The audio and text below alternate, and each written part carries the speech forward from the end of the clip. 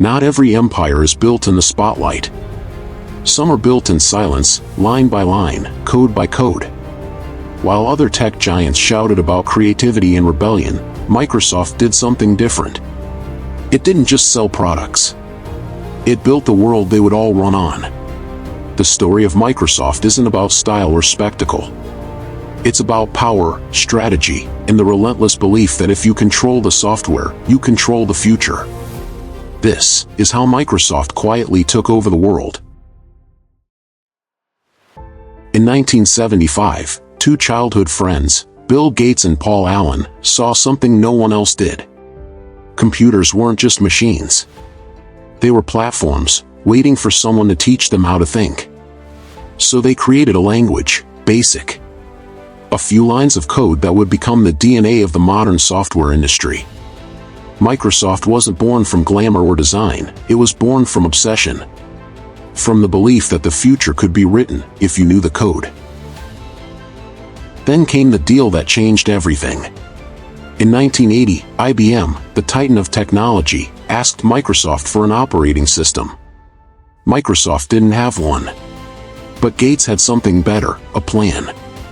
He bought one, a tiny program called QDOS, and renamed it MS-DOS.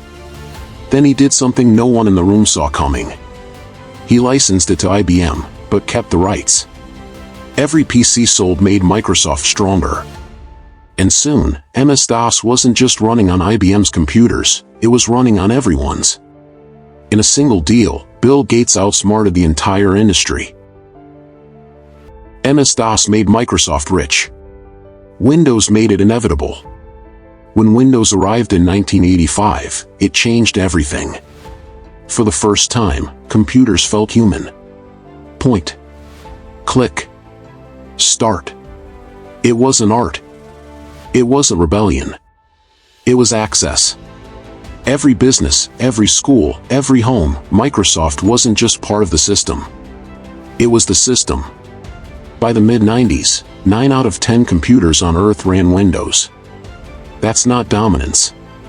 That's monopoly by design. But power never goes unchallenged. As the internet exploded, Microsoft was accused of crushing competition, forcing its browser onto every machine, locking out rivals, and bending the rules of capitalism itself. The US government took them to court. And for the first time, the empire cracked. Microsoft had built the digital world. But now, it was being blamed for controlling it. Then, the shift. In 2014, Satya Nadella took over and changed everything. Gone was the arrogance of domination. In its place, connection. Microsoft opened its code. It embraced open source, the cloud, and even competitors. Instead of owning the world's computers, it began powering them.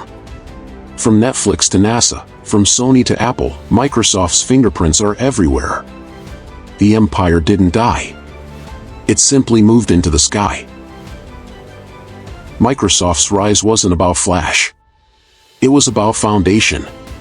While others built icons, Microsoft built infrastructure. It didn't need to win your heart, it already had your hard drive. Today, it runs the digital bloodstream of civilization, quietly, invisibly, inevitably. Because power doesn't always look like revolution. Sometimes, it looks like the system that never stops running. If you enjoyed this deep dive into the story of Microsoft, make sure to hit that like button, it really helps the channel grow. Subscribe if you want more cinematic stories about the companies shaping our world, and drop a comment. What should I cover next? Google, Amazon, or maybe the rise of AI itself? Thanks for watching, and as always, stay curious.